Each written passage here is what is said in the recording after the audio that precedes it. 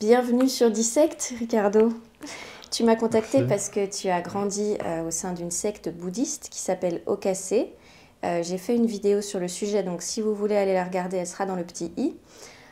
Tu vas nous raconter à la fois ton expérience personnelle au sein de la secte et aussi ton combat pour obtenir justice depuis maintenant plusieurs années.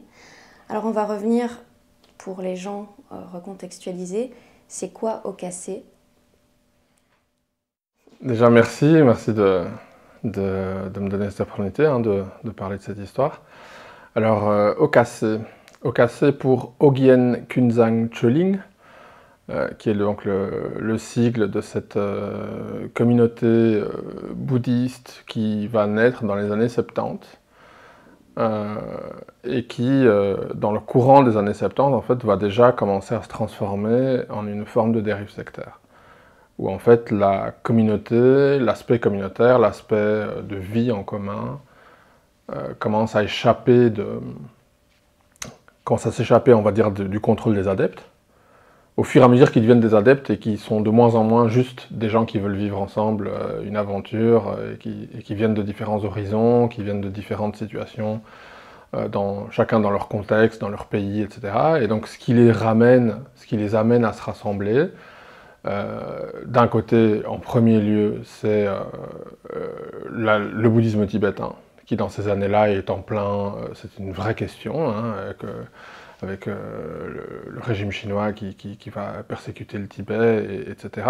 Donc c'est une vraie question dans ces années-là, et à côté de ça, il y a la figure de Robert Spatz, qui va un peu fédérer en fait ces gens autour d'une compréhension du bouddhisme tibétain qui est déjà elle-même complètement occidentalisée, en fait, qui est pré-mâchée pour un public occidental, et qui va servir en fait à Robert Spatz pour asseoir une forme d'influence, de contrôle, de manipulation au fur et à mesure des années sur l'ensemble des adeptes de l'Okase.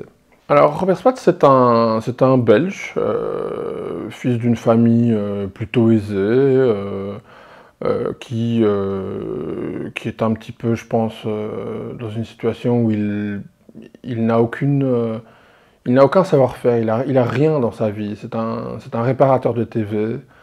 Il est démuni de toute capacité véritablement vraiment utile. Je pense qu'il est un petit peu humilié, dénigré par son père. Il n'a pas les capacités que son père a, qui est dans l'immobilier. Il est peut-être aussi un peu humilié par ses parents. Et en même temps, il est aisé. Et Robert Spatz va rencontrer donc à Schaerbeek, ici à Bruxelles, il va assister en fait à un espèce de charlatan qui s'auto-proclamait le lama de Schaerbeek. Et donc Robert Spatz va être impressionné par cet individu qui sait attirer une foule autour de lui, qui est habillé en rouge comme un moine. Et Robert Spatz, en fait, ça va l'inspirer, et en fait, il va construire sa première expérience qui s'appelle Om Dorje Institute. Il va la construire déjà à la fin des années 60, et il va commencer à s'intéresser à l'Inde, commencer à s'intéresser au bouddhisme en général. Il va faire quelques voyages en Inde. C'est vraiment de la récupération culturelle, quoi. Il va vraiment revenir avec des éléments de langage, des éléments, des notions, mais c'est un véritable amateur, quoi.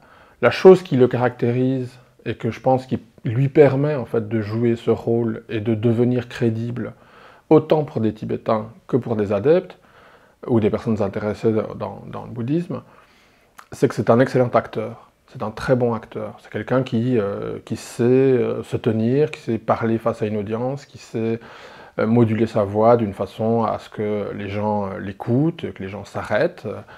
Et il va utiliser cette espèce de don naturel qu'il a de parler, en fait, pour petit à petit, en fait, se construire la personnalité du vénérable Lama Kunzang, qui est une pure construction qu'il va s'auto-donner, on va dire déjà dans les années 70.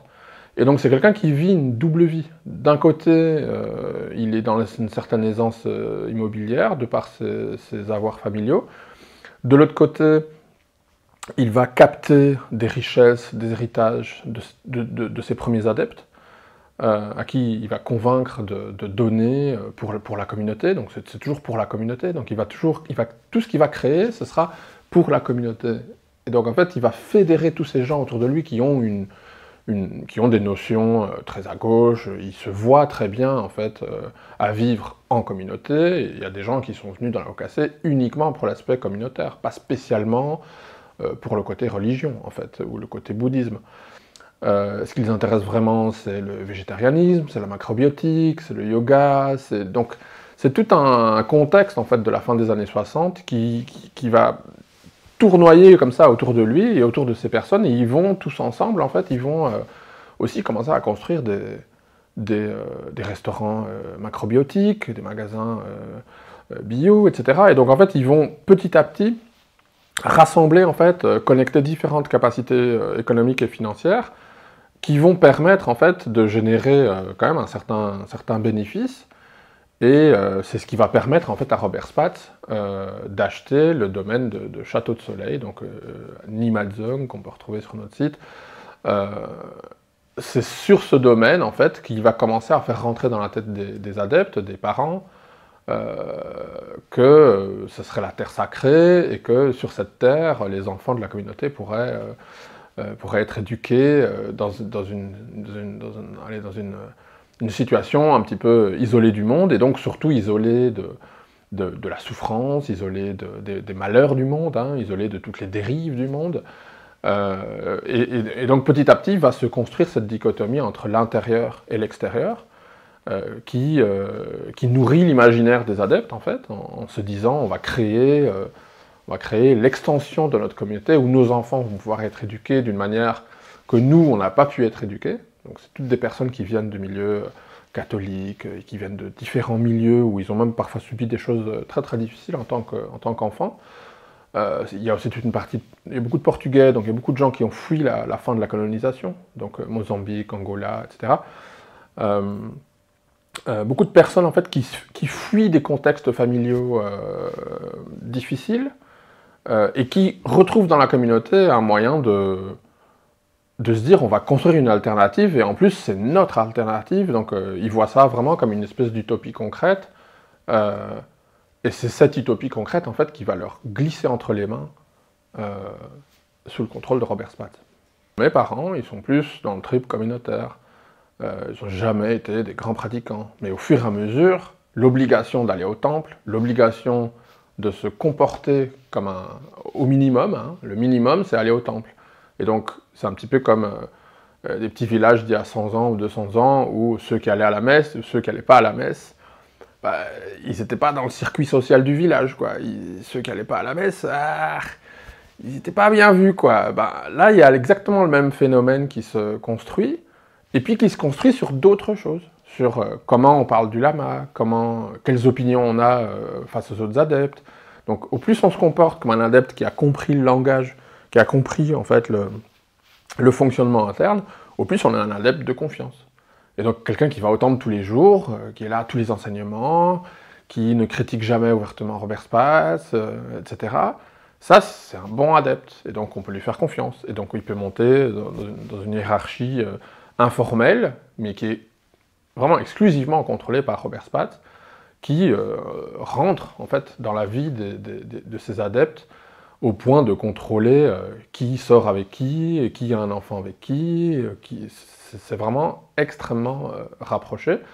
Et donc la OKC, c'est pas qu'une chose, quoi, parce que la OKC en Belgique, dans ces années-là, la OKC au Portugal, dans ces années-là, c'est très différent. La OKC en France, où les enfants commencent à arriver à la fin des années 70, au début des années 80 surtout, c'est une OKC complètement différente. L'OKC des villes, ça sert à faire travailler les adeptes et à gagner des sous.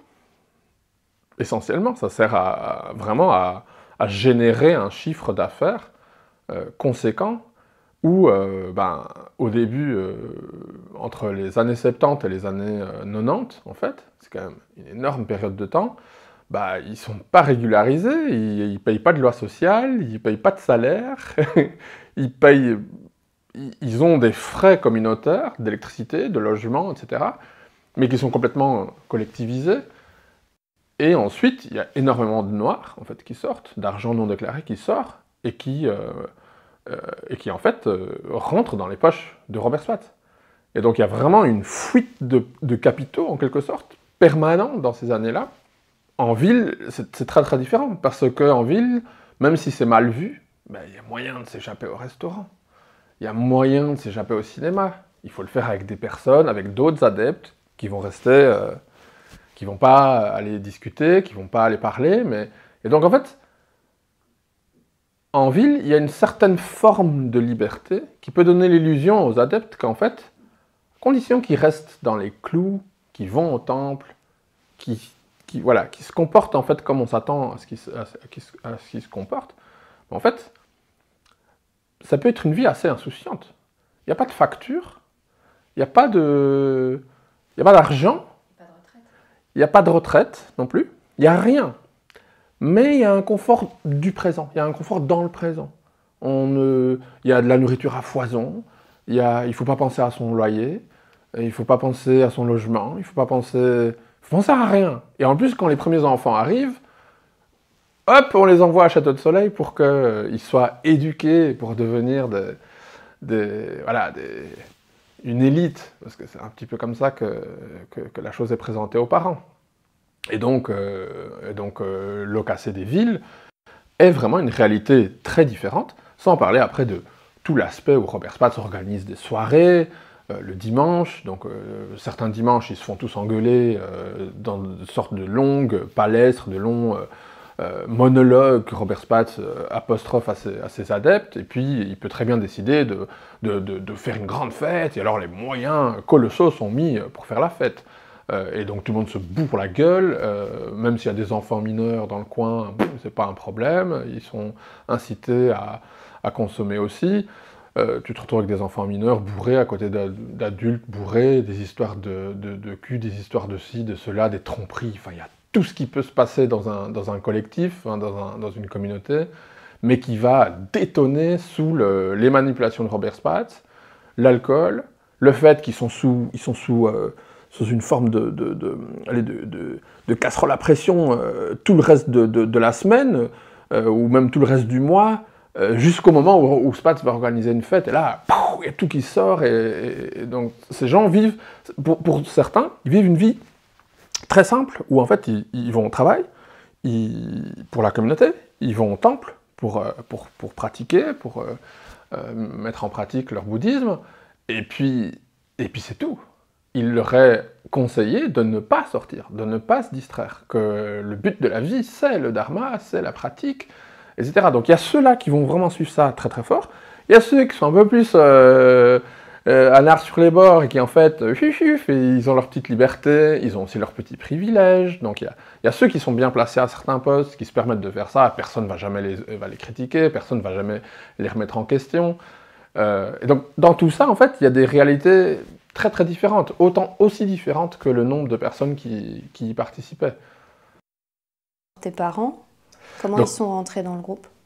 Donc mes parents, en fait, ils arrivent, ma mère en fait, elle arrive dans un bus avec d'autres copains hippies qui ont entendu parler qu'il y avait une super communauté bouddhiste qui était trop différente des autres, etc. Donc il y a vraiment toute une... Il y a quelque chose d'assez étrange dans la manière dont des Portugais d'ex-colonies, de différents endroits, vont pour finir se retrouver à Château de Soleil en été. C'était le grand cirque, parce que Robert Spatz se déguisait donc en lama, en moine, avec ses robes tibétaines, etc.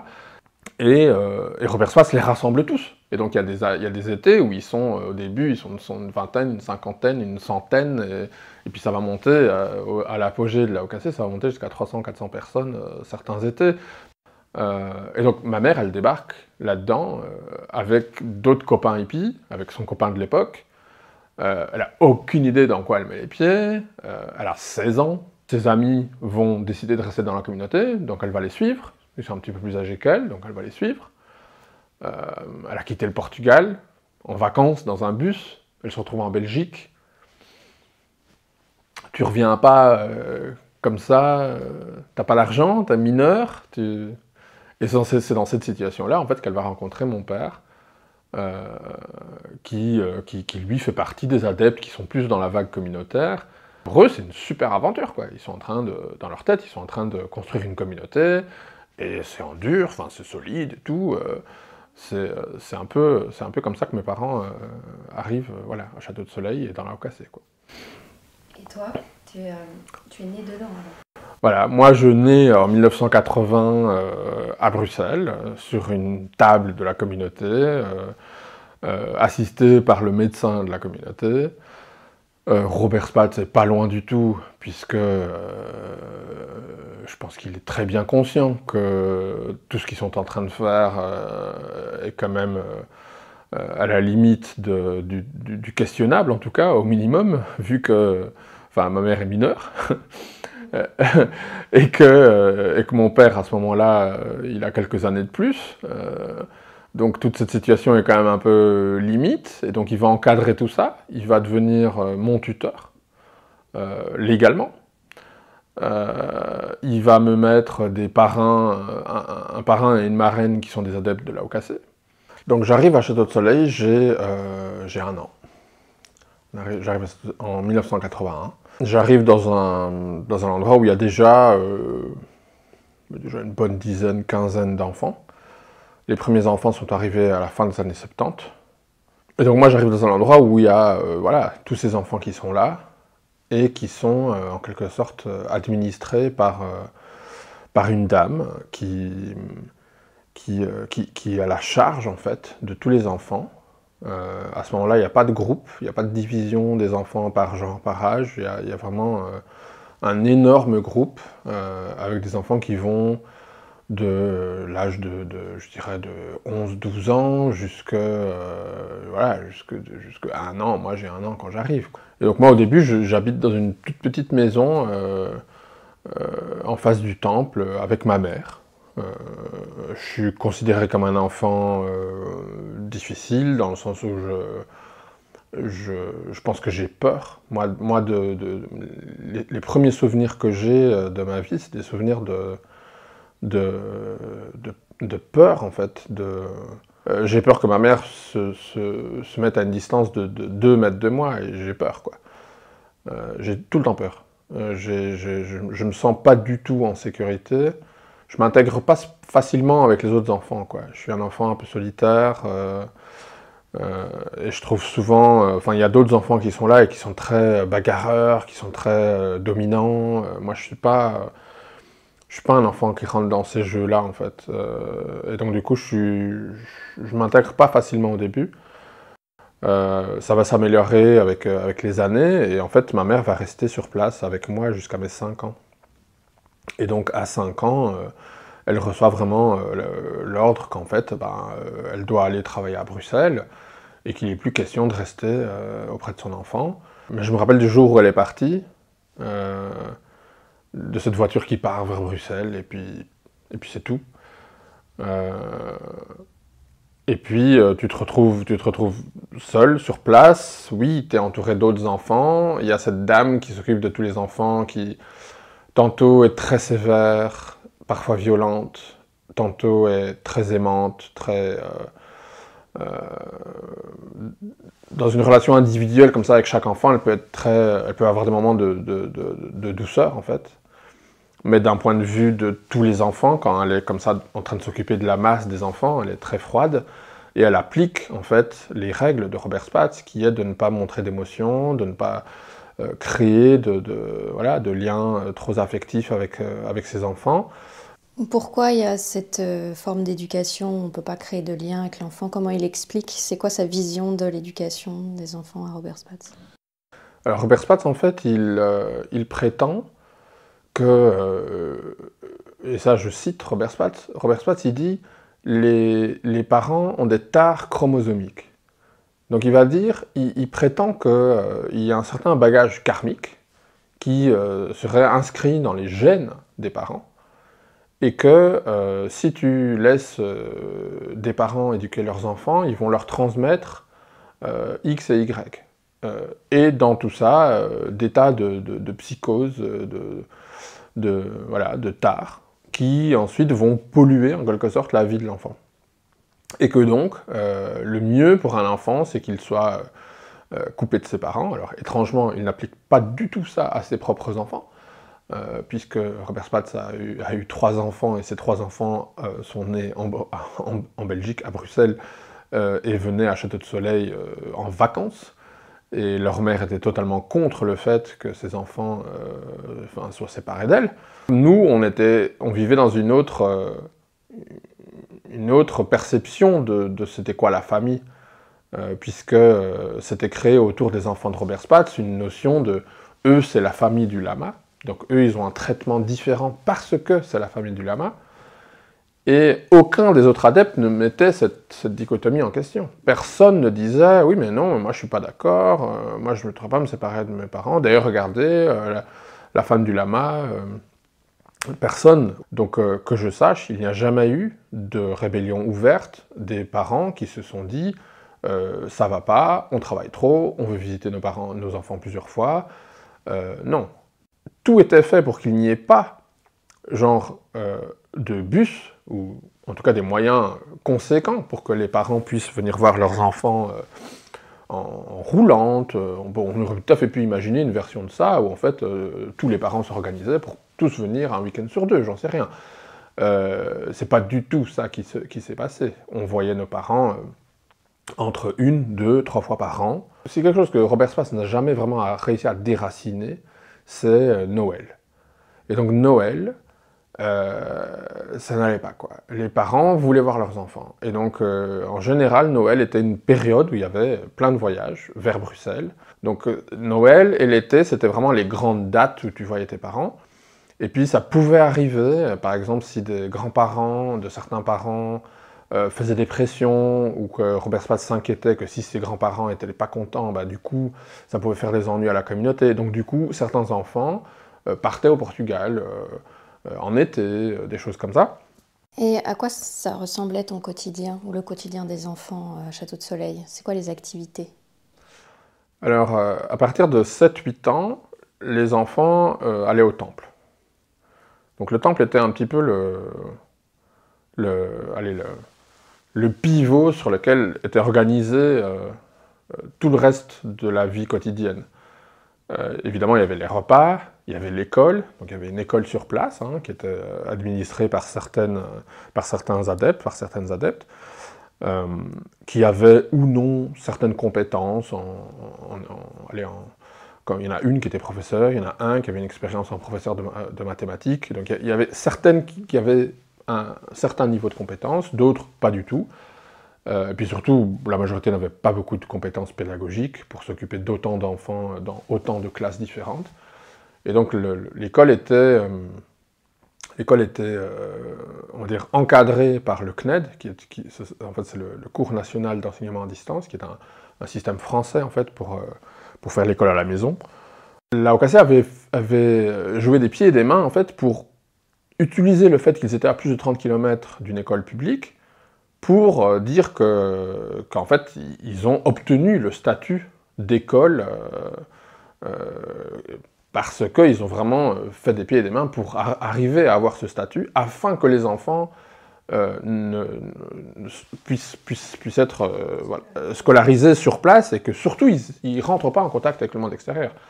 Et pour les enfants qui grandissent, qui vont peut-être faire des études, c'est une option? Alors, les études dans la OKC, ça servait à rien. Déjà, à l'école, ça servait à rien. Donc, si tu faisais des études, c'était des études qui avaient à voir avec des métiers qui étaient des métiers existants dans la OKC. Donc, par exemple, menuisier, traducteur de tibétain, traducteur d'anglais vers tibétain, de tibétain vers français, enfin, traducteur.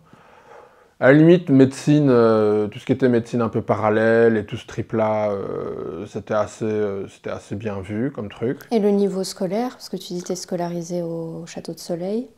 Il y avait des contrôles d'éducation nationale, mais qui, je me rappelle, mais, hein, comme de l'eau de roche, qu'on le savait à l'avance, quoi.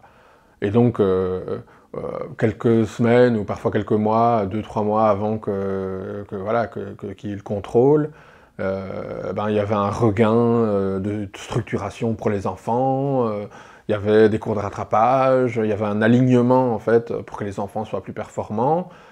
Il y avait des beaux cahiers bien entretenus, avec des gommettes vertes, des gommettes rouges et tout ce qu'il fallait. Et puis quand le contrôle arrivait, alors c'était la démonstration, quoi. Les enfants étaient mieux habillés que d'habitude, les enfants mangeaient mieux que d'habitude, ils étaient mieux entretenus. Enfin, à tous les niveaux, en fait, le jour du contrôle, tout était fait pour paraître une école complètement modèle. Il y avait vraiment une différence entre le moment où le contrôle était passé et le quotidien, quoi. Le système était dénigré, les études étaient dénigrées, le fait même de s'intéresser à l'ensemble de ce qui constitue le système était mis sur une voie, on va dire, parallèle, qu'il fallait faire pour se conformer aux yeux de l'extérieur, mais qui était moins importante que la pratique du dharma, était moins importante que la religion, que le bouddhisme. Et donc, je quitte le thème de l'école pour revenir sur ce qui était le centre de notre vie quotidienne, qui étaient les pratiques le matin, qui pouvaient durer 2 heures, les pratiques du soir qui pouvaient durer 2 heures aussi. Et donc, ça voulait dire que tu te levais, tu te mettais un peu d'eau sur le visage et tu allais au temple. Tu allais au temple, tu restais assis au temple avec un espèce de comme un petit tissu rouge, comme les moines tibétains, hein, comme ça, tout le monde était assis, chaque éducateur avait comme ça une dizaine d'enfants autour de lui, et donc il y avait comme ça le temple, avec au fond l'autel, les tankas, des trucs gigantesques, avec des peintures tibétaines partout, enfin voilà, c'est hyper... c'est presque agressif en fait, hein, tellement c'est riche en couleurs et en symboles partout, etc. Et donc, toi, tu arrives et la première chose que tu fais, c'est que tu te prosternes devant l'autel, tu fais 3 prosternations, puis tu vas t'asseoir. Et puis, à partir de 7-8 ans, tu reçois un livre de prières dans lequel il y a des prières en tibétain. Donc, on apprenait à lire le tibétain, mais on n'apprenait pas à comprendre le tibétain. Donc, on savait lire le tibétain très très bien, très très vite. Et la discipline, comment on applique la discipline? Alors, la discipline, elle est aussi au cœur de tout, parce qu'un enfant dans un temple, ça doit se tenir droit, ça doit réciter les prières d'une manière conséquente, active. Tu ne vas pas au temple pour t'assoupir et attendre que ça passe, tu dois être un acteur dans le déroulement de la prière. Très tôt, on apprend aussi à jouer des différents types d'instruments, une conque, une espèce de tube, un tambour, enfin il y a toute une série d'éléments rituels qu'on retrouve dans la culture tibétaine qui était inculqués aux enfants pour qu'ils sachent les maîtriser lors des cérémonies, lors des offices. Et la discipline est très dure. En tout cas, nous, on avait mon groupe de garçons, on avait un éducateur qui est derrière en fait, toute une série d'abus physiques sur mon groupe, où c'était quelqu'un qui, pour nous mettre droit, il prenait un bic et il nous piquait dans le dos avec ce bic, et il prenait pas la gentillesse, on va dire, de retourner le bic et de nous taper avec la partie qui fait le petit clic. Non, il nous pointait avec la pointe du bic. Donc ça faisait très mal. C'était une souffrance, quoi. Tout d'un coup, t'as quelqu'un qui t'enfonce un pic dans le dos. Et si c'était pas ça, il venait dans ton dos, il prenait la peau et il te tournait la peau, ou il te prenait l'oreille, ou il te pinçait dans la nuque. C'était quelqu'un qui était violent, en fait, avec les enfants. La discipline, en fait, elle était violente partout, parce que là, je parle de cet éducateur, mais il y avait une dame qui s'appelait Normélia, qui était d'une violence avec des enfants qui étaient des bébés, quoi. Des enfants qui avaient 2, 3, 4 ans, et alors, ils ne restaient pas au temple aussi longtemps que les autres. Donc il y a toute une série de paravents comme ça qu'ils utilisent pour dire oui mais non, mais on faisait pas la même chose avec les tout petits qu'avec les plus grands. Non, c'est de la torture de prendre des enfants aussi petits, de les faire s'asseoir pendant plusieurs minutes, de rester concentrés, de les inculquer ces prières dès le plus jeune âge, etc. C'était absolument inhumain. Moi, je me rappelle vraiment je pense que j'ai pris conscience de la violence de ce qu'on subissait, surtout quand mon petit frère et ma petite sœur y sont arrivés, plusieurs années après moi. Et que je voyais comment ils étaient traités, comment ma petite sœur était traitée, comment mon petit frère était traité. C'était vraiment... C'était des punitions, parce que c'est ça, hein, la discipline c'est aussi ça, c'était des punitions, des privations de nourriture, c'était courir autour de l'air sacré, donc il y avait une espèce de grand rond de pierre en face du château, qui devait faire comme ça, je sais pas, une trentaine de mètres de diamètre, et ils nous envoyaient courir autour de ce truc. Ils nous envoyaient courir autour de ce truc quand il neigeait, quand il pleuvait, quand il faisait froid, quand il faisait chaud, n'importe quand. Les privations de nourriture, c'était des monnaies courantes. Recevoir une baffe, une gifle par derrière, comme ça, un peu dans ton oreille, c'était quelque chose qui arrivait, c'était pas spécialement... Et encore, en fait, toutes les punitions qui se passaient en public, en fait, elles étaient complètement... banalisées, en fait. Parce que justement, c'était genre une correction en public, donc... En fait, une correction en public, c'est que l'adulte, il a raison, quoi. Il est à l'aise avec ce qu'il fait, quoi. Personne ne va remettre ça en question, voilà. Donc, il y avait de la violence tout le temps, en fait. Par petites doses, pas ci, pas là, paf. C'est pas qu'on était punis à longueur de journée, mais c'était qu'autour de nous, on voyait des gens se faire punir. Donc, en fait, voilà, l'esprit des enfants était constamment sous pression pour se conformer. Nous-mêmes, en grandissant, certains d'entre nous se sont retrouvés ensuite à s'occuper d'enfants plus petits. Et certains administraient la même violence, parce que c'était la violence qu'ils avaient eux-mêmes subie. Et donc, il y avait des enfants plus âgés que nous qui se comportaient, mais comme des petits dictateurs en herbe, en fait. Il y avait non seulement un milieu social, on va dire, entre les éducateurs, les quelques adultes qui vivaient sur place à Château de Soleil, hein, donc les enfants étaient en large majorité. Et du coup, se formaient entre les enfants aussi des formes de domination et de violence, d'harcèlement.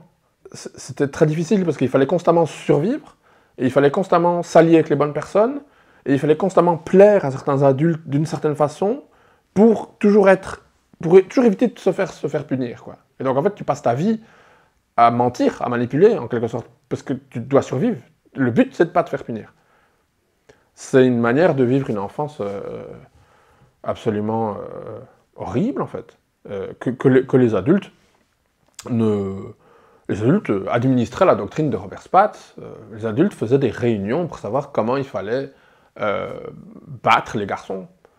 Et il y avait une différence entre les punitions des filles et les punitions des garçons. Ah, attention, parce que les filles, c'est fragile. Hein. Non, on ne peut pas les battre comme les garçons. Donc, on retrouve vraiment toutes les mêmes débilités en fait, qu'on retrouve dans la société, mais tu les retrouves dans un milieu fermé, où il n'y a pas de point de contrôle, il n'y a pas quelque chose qui fait qu'il y a une évolution. L'évolution, elle ne vient que s'il y a un problème qui risque de faire que l'extérieur va venir, va mettre la communauté en danger. Donc par exemple, il y a une année où il y a un médecin, le médecin de la secte, en fait, qui vient sur place, qui fait des contrôles médicaux sur tous les enfants, et il constate des malnutritions. Et donc des problèmes de vitamines, des problèmes minéraux, des problèmes de malnutrition chez les enfants. Moi j'avais des taches sur la peau, enfin, des trucs comme ça. Et donc il va instaurer un goûter. Enfin, il va vraiment, genre dire, ils doivent manger plus, quoi. et donc on s'est retrouvé avec un goûter, c'était la révolution, hein. On avait un goûter, c'était impressionnant. C'est venu parce qu'ils avaient peur de l'extérieur, ils avaient peur de se dire, oui mais non, mais ils vont rentrer dans leur famille, et ils sont tout maigres, et... ils se disaient jamais, tiens... Qu'est-ce que j'ai envie de faire pour le bien-être de mes enfants, en fait, tu vois, en fait, ils déléguaient l'éducation de leurs enfants à la communauté et à la direction de Robert Spatz, et il perdait toute autonomie. J'ai lu dans un article qu'il y avait une manière de discipliner les enfants dans un œuf.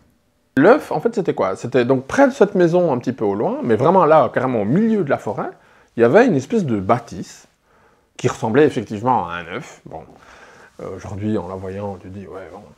Moi, quand j'étais petit, j'avais l'impression qu'il était énorme. Aujourd'hui, je ne sais même pas rentrer dedans. Et il y avait un espèce de... comme si c'était 2 étages, quoi. Donc on y rentrait comme ça par une toute petite porte, il fallait vraiment se baisser. Et puis il y avait une espèce de drôle d'échelle bizarre, et on arrivait dans une espèce de mezzanine minuscule où pouvait s'allonger un homme, dans un sens ou dans l'autre, quoi. Et le truc était vraiment assez petit. Et en fait, cet endroit, en fait, avait été à l'origine construit dans la fin des années 60, début des années 70. Et certains adeptes ils avaient été enfermés là-dedans, en fait. Il y a un adepte qui est vraiment resté là pendant des années, je ne sais plus, très longtemps. Les gens du domaine venaient lui apporter un minimum à manger, et il était enfermé là-dedans par Robert Spatz. Et il devait pratiquer, il devait passer son temps à pratiquer. Aucune idée. C'est une très longue histoire, la vie de cette personne est une très longue histoire. Peut-être qu'elle ne m'appartient pas, je ne veux pas spécialement rentrer dans le fond, mais il s'avère que cette personne a fouillé cet endroit à un moment donné. Il était enfermé il était enfermé, mais il a réussi à en sortir. Il avait les pieds avec des engelures. Il était vraiment dans un état complètement hirsute, complètement sauvage. Et en fait, il s'est enfoui de là. Il est parti pour Bruxelles. C'est une très longue histoire. Et puis, ce lieu est resté vide. Et par contre, il était utilisé d'un point de vue un peu comme une menace, de dire...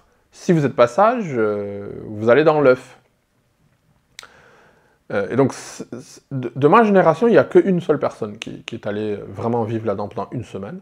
Il y a une autre enfant qui était un peu plus âgée que moi, qui était en fait l'enfant qui a probablement été le plus puni de tous les enfants de Château de Soleil. Peut-être l'enfant qui a été utilisé le plus violemment, qui était puni directement par Robert Spatz.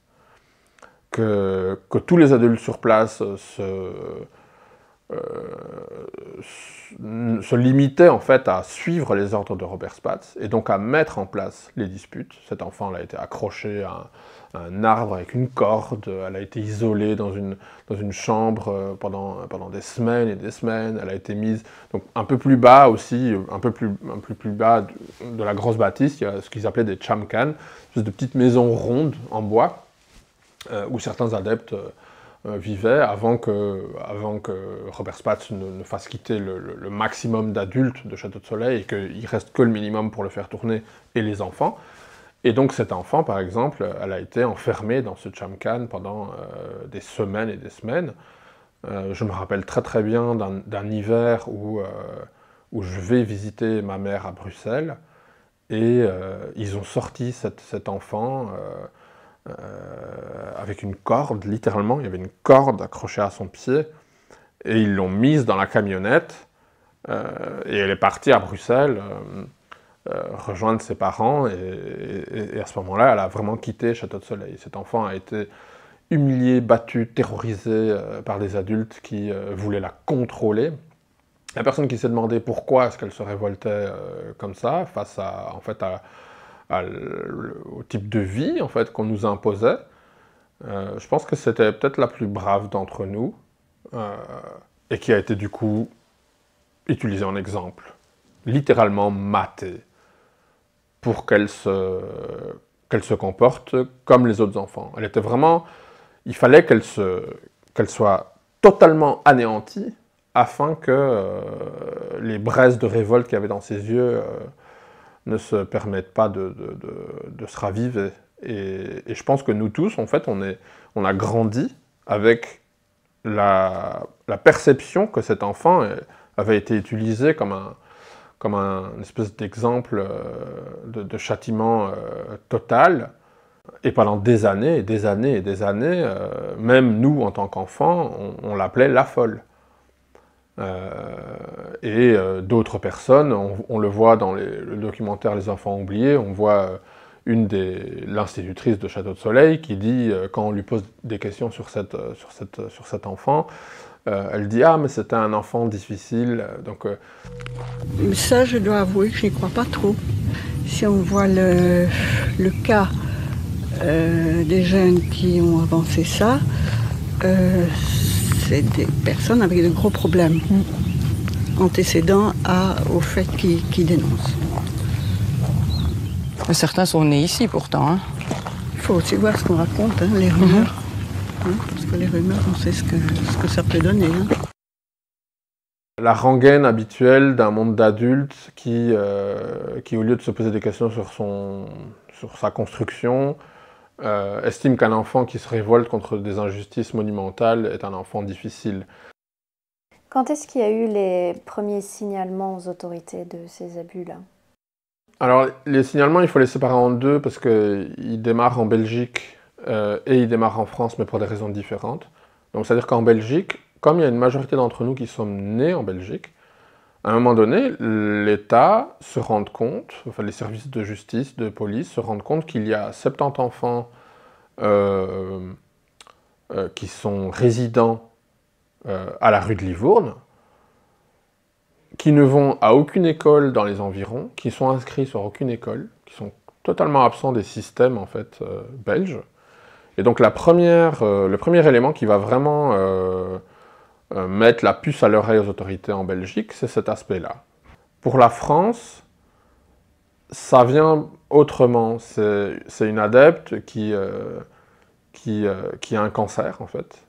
Un cancer qu'elle cache, même à son mari de l'époque, aujourd'hui décédé, mais qui cache ça à tout le monde, même à son médecin sur place. Médecin qui était un médecin de l'extérieur, entre guillemets, et qui donc, voilà, qui n'était pas un adepte, à qui elle, voilà, d'une façon ou d'une autre, elle se débrouillait toujours pour ne jamais faire de mammographie, pour ne jamais aller au bout de son diagnostic. Il y avait, de toute façon, de la part de Robert Spatz, une injonction qu'un cancer, c'était quelque chose qu'il fallait accepter. Il fallait brûler son mauvais karma. Si on avait des problèmes de santé, c'est parce qu'on avait un mauvais karma. Et si on avait du mauvais karma, il fallait l'accepter, il fallait le brûler. Donc il fallait souffrir pour le brûler. Et donc pour ça, il fallait éviter l'allopathie. Il fallait éviter les médicaments modernes. Parce que, selon Robert Spatz, l'allopathie, les médicaments modernes pouvaient interrompre, ou en tout cas interférer avec la mort, avec le processus d'éveil des balivernes monumentales. Il interdit à ces adeptes qui ont des cancers de faire de la chimio, de faire le moindre diagnostic pour aller plus loin et s'en occuper.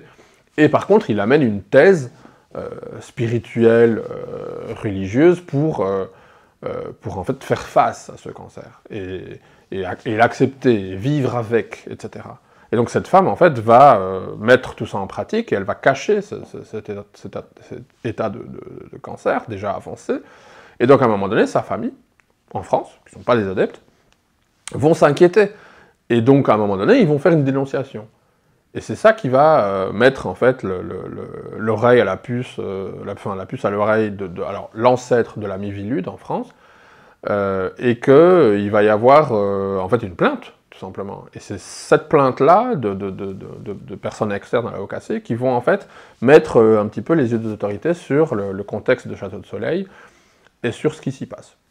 Alors, suite à cette plainte, en fait, on peut dire que OKC se retrouve en 1995 sur la liste des mouvements sectaires, des dérives sectaires en France. Alors, il y a tout un débat sur la constitution de cette liste, et sur sa teneur, etc. Mais pour le coup, c'était plutôt bien vu.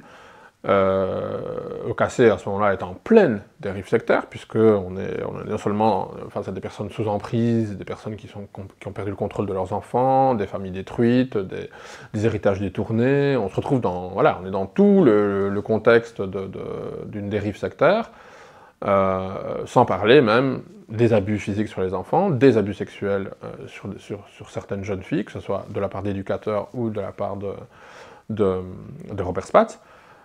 Et donc, Évidemment, à ce moment-là, les autorités n'ont pas connaissance de tout ça. Sur cette question, il y a un premier scandale d'abus sexuels qui se passe au début des années 90.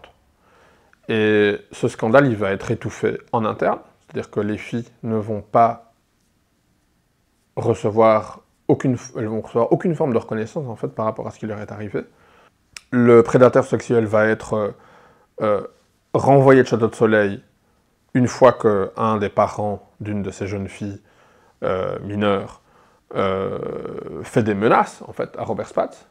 Alors là, il y a aussi toute une série de questions à se poser sur le fait que ce père, à ce moment-là, il n'a pas le pouvoir de reprendre son enfant, parce que sa mère est une adepte et qu'il n'a pas le contrôle de l'enfant, et que sa mère est a la tête tellement retournée, et même sa fille, que de toute façon, il n'arrive pas à la retirer de là.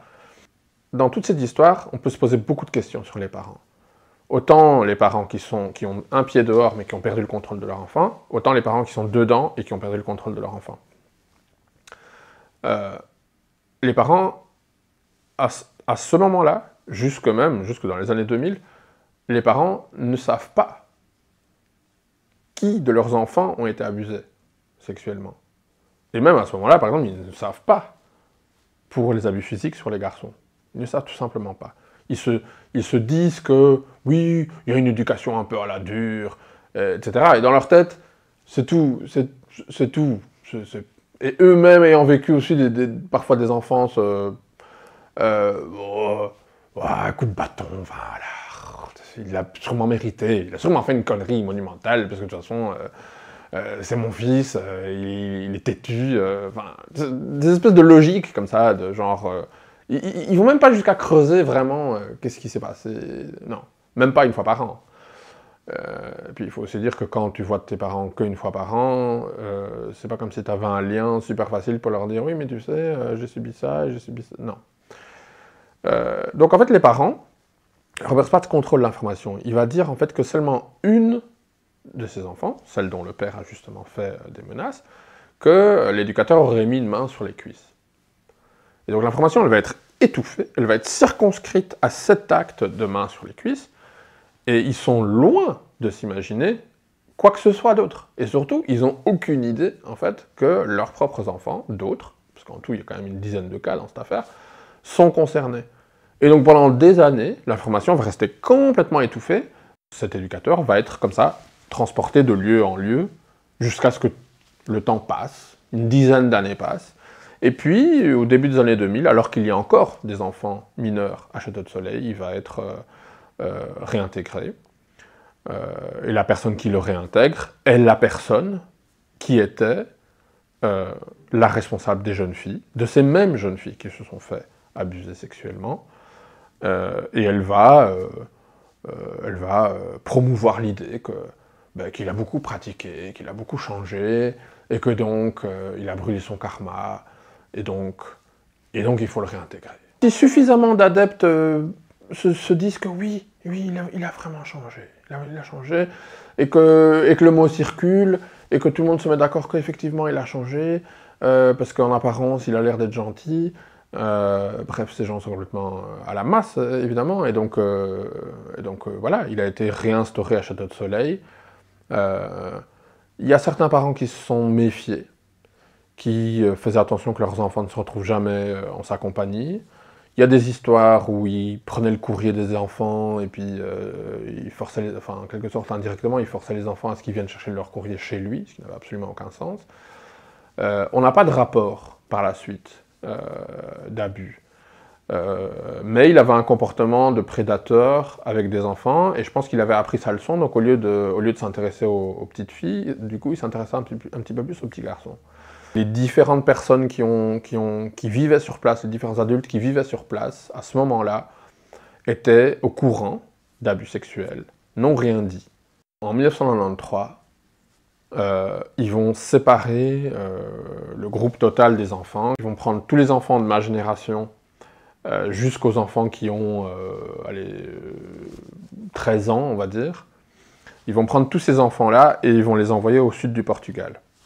On était dans un environnement dans lequel on avait été enfermé toute notre vie. Et puis tout d'un coup, on nous déplace dans un autre pays dans un autre monastère de la OKC, tous nos repères changent, toute la situation change, et on se retrouve directement sous l'autorité de Robert Spatz et de quelques sous-fifres, notamment du secrétaire général de la OKC, qui devient notre supérieur direct en quelque sorte. Et donc l'histoire, en fait, elle se split en deux, parce qu'il y a tous ceux qui sont partis au Portugal qui ont vécu des choses complètement différentes. À ce moment-là, en fait, on est vraiment au début des années 90, en fait, et donc on est juste après ce scandale d'abus sexuels, et donc il y a d'autres enfants, d'ailleurs il y a des enfants qui font partie de ces enfants abusés, des jeunes filles qui font partie de ces enfants abusés, qui vont être récupérés par Robert Spatz en Espagne. Nous, on est envoyés au Portugal, et toutes les générations en dessous de la mienne, elles restent à Château de Soleil. Donc mon petit frère, ma petite sœur, et d'autres, quoi. Et d'autres qui sont encore des bébés à ce moment-là, quoi. Et donc, quand les perquisitions vont arriver, tous les enfants qui auraient pu être en âge pour parler et dire peut-être autre chose que les enfants qui ont été drillés, préparés aux perquisitions, enfin, ils ont été entraînés à protéger la communauté, entraînés à protéger la OKC. Donc, ces enfants ont présenté, en fait, et on dit aux enquêteurs, on dit aux psys, on dit aux différentes personnes ce qu'ils avaient envie d'entendre. Évidemment qu'il y avait une petite partie d'eux, et qu'on voit bien que les psys, quand ils analysent ces dossiers, ils se disent « mais c'est quand même bizarre ces enfants qui relativisent aussi facilement la distance avec leurs parents, ils ont quand même l'air d'avoir peur du monde extérieur. » Donc les psys sont quand même sur des pistes, mais ils sont éblouis, en fait, par ces enfants. Ils sont éblouis par leur désinvolture, leur capacité, leur résilience peut-être, par toute une série de critères, en fait, qui les désarçonnent. Ces psys ne sont pas formés, en fait, à détecter quoi que ce soit, ni les policiers. Personne n'est formé pour vraiment, en fait, profiter de cette perquisition pour réellement comprendre ce qui est en train de se passer. Et donc, à aucun moment, ils se disent « tiens, on est en train d'interroger des enfants mineurs, non accompagnés, sans leurs parents. Quelle est la valeur de ça dans un contexte juridique ?» Bon, ça, ils ne se posent pas du tout cette question. D'ailleurs, tout ce que les enfants ont raconté vont littéralement forger le dossier et vont arriver au non-lieu partiel qui dit ces enfants sont un peu originaux, mais Château de Soleil est un lieu exceptionnel pour l'éducation des enfants, dixit le JAF, le juge des enfants de Digne. Faut que je revienne sur les perquisitions, parce que c'est quand même un événement majeur dans la OKC, parce que c'est le moment où, si la OKC c'est un œuf, eh ben, les perquisitions c'est le moment où l'œuf il a des fissures, quoi. C'est le moment où certains parents vont reprendre un tout petit peu plus de contrôle sur l'éducation de leurs enfants. Ils vont pouvoir visiter Château de Soleil un peu plus souvent. La musique va atterrir dans Château de Soleil d'une manière beaucoup plus marquée. La télévision, les films, et puis même au début des années 2000, Internet. Donc, le Château de Soleil, post-perquisition et pré-perquisition, il est juste deux mondes complètement différents, quoi. La perquisition au Portugal, en fait, elle a rien donné. Elle a rien du tout donné, parce que nous, en fait, on voit des policiers en civil. Je me rappelle, il y en a un, il avait une chemise hawaïenne avec des fleurs.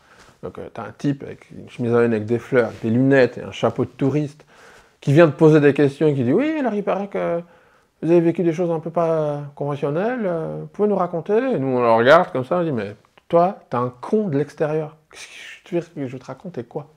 Tu comprends rien. » Donc, toi, en tant qu'enfant, en tant que jeune adolescent à ce moment-là, tu juges fort, en fait, les autres. Tu as été entraîné toute ta vie à créer une distinction énorme, un gouffre énorme entre ceux qui sont dedans et ceux qui sont dehors. Et ceux qui sont dehors, on peut leur mentir. On peut faire tout ce qu'on veut, on peut faire l'envers du bouddhisme. Ils sont dehors, tu leur racontes ce que tu veux. Tout ce que tu dois faire, c'est protéger le groupe. C'est tout. C'est tout ce qui compte, en fait. Tout le monde se conforme à la doxa du groupe. C'est-à-dire qu'il va y avoir 300 parents quasiment en tout, 300 adeptes qui vont être interrogés en Belgique par la BSR. Tous ces parents, si on lit aujourd'hui, si on va au greffe de Liège et qu'on prend les résultats de ces interrogations, on se rend compte qu'il y a 200 personnes qui racontent presque mot pour mot la même chose. Il n'y a personne qui se dit « tiens, c'est bizarre, ils racontent tous quand même vachement la même chose avec les mêmes mots, les mêmes manières, les mêmes explications. Tout le monde raconte la même chose. » Et il y a des indices très forts.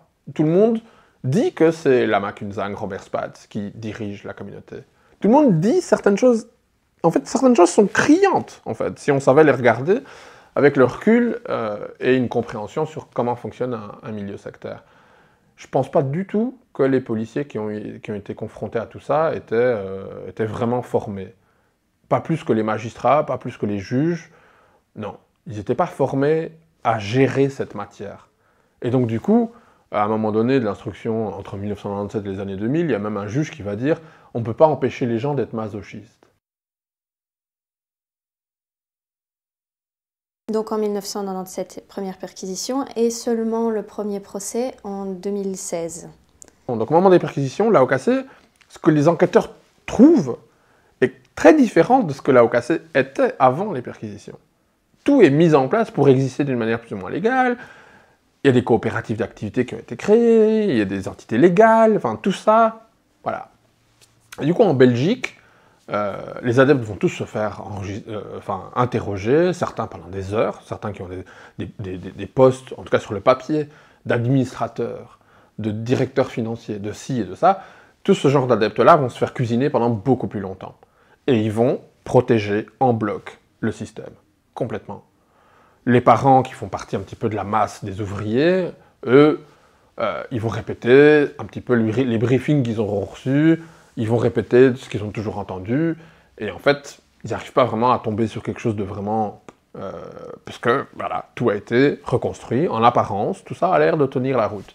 En France, une partie de tous ces enfants mineurs vont être entendus par la police, et par des psys, etc. Et ça va mener une instruction qui va déboucher sur un procès de l'AOKC en France, entre 1997, et donc l'instruction entre 1997 et 2000 quelque chose, 2001, 2002, puis il y a un réquisitoire, puis il y a vraiment un procès AOKC en France, qui va déboucher sur un non-lieu partiel.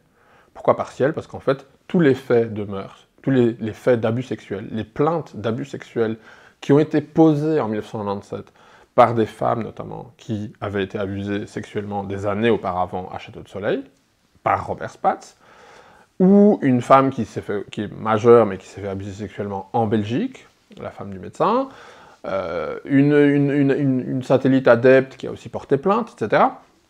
Donc en fait, il y a 4 plaintes d'abus sexuels au moment des perquisitions. Et ces plaintes d'abus sexuels, au lieu qu'elles soient prises en compte par les autorités pour dire « bah attendez quand même, on a 4 plaintes d'abus sexuels, c'est quand même du sérieux. On a des ex-adeptes qui sont repartis avec leurs enfants au moment des perquisitions et qui ont lâché, en fait, qu'il y avait un nombre indéterminé d'enfants qui avaient vécu des supplices physiques, etc., etc.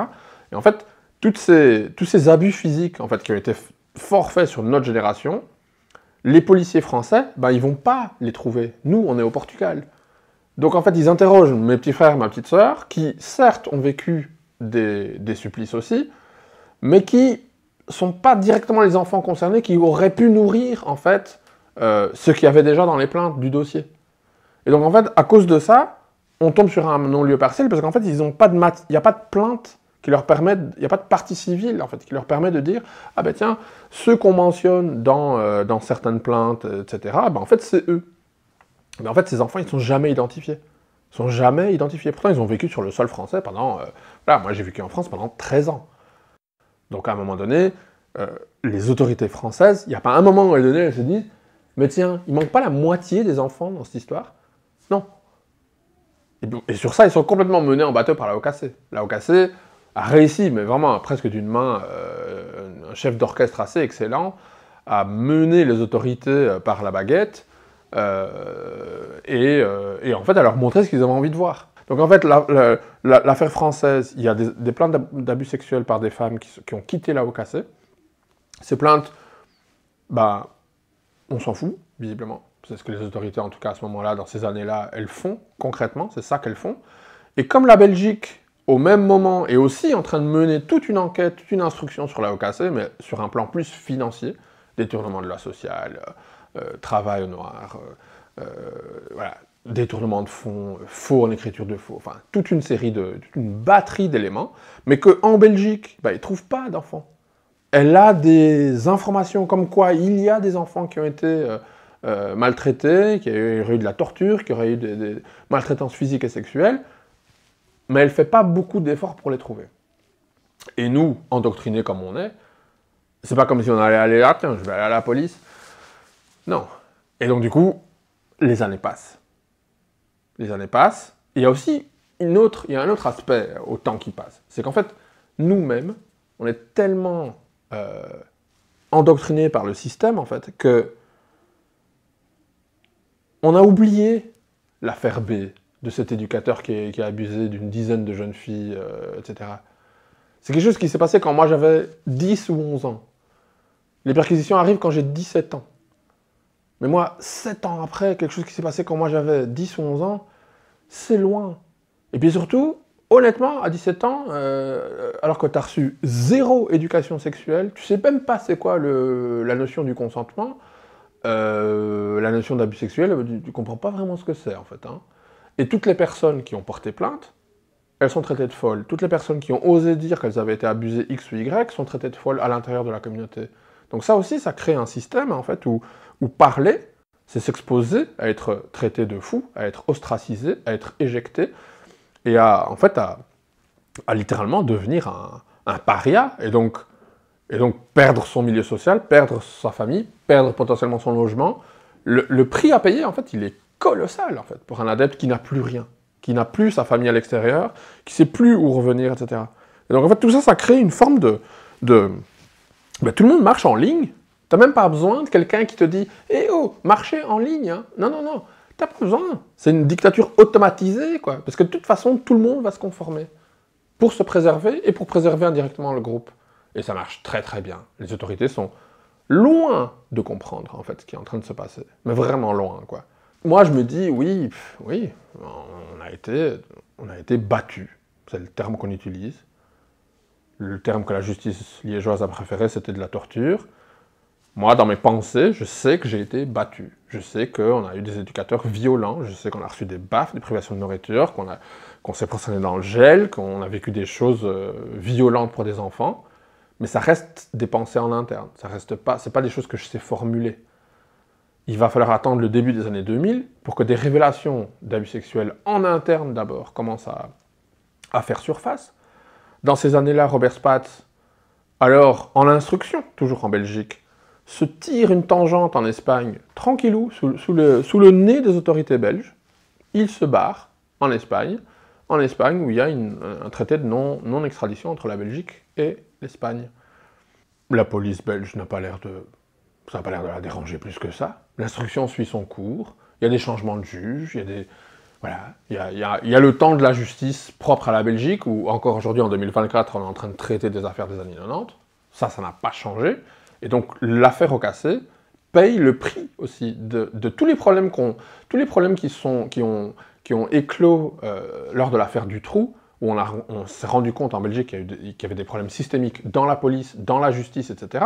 Mais en fait, l'affaire Ocassé, elle paye le prix de tout ça, mais on n'en parle pas. On n'en parle pas, personne ne s'intéresse à ça à Belgique. C'est-à-dire que le jugement a eu lieu, une des affaires en justice les plus vieilles de la Belgique, qui a pris 20 ans à être jugée d'un bout de l'instruction, enfin des perquisitions au moment du jugement, lettre morte. Il n'y a personne qui se demande, tiens, quand même, sacré dysfonctionnement de la justice, il faudrait peut-être faire une enquête parlementaire, dans un pays où on fait des enquêtes parlementaires un petit peu pour tout et pour rien. Il n'y a rien, il y a juste rien, quoi. Entre 2000 et 2010, il y a les premières affaires, révélations d'abus sexuels qui se passent en interne. Ça va fissurer plein de choses. C'est aussi des années où nous, on commence à travailler, donc les jeunes de ma génération, moi j'ai la vingtaine, et je travaille au restaurant végétarien Le Dolma. D'un côté, je gère un restaurant, et genre, pour des personnes que je connais de l'extérieur, j'ai l'air d'avoir une vie dans leur façon de voir les choses. Je gère un restaurant. J'ai l'air d'avoir un toit, j'ai l'air d'avoir une vie.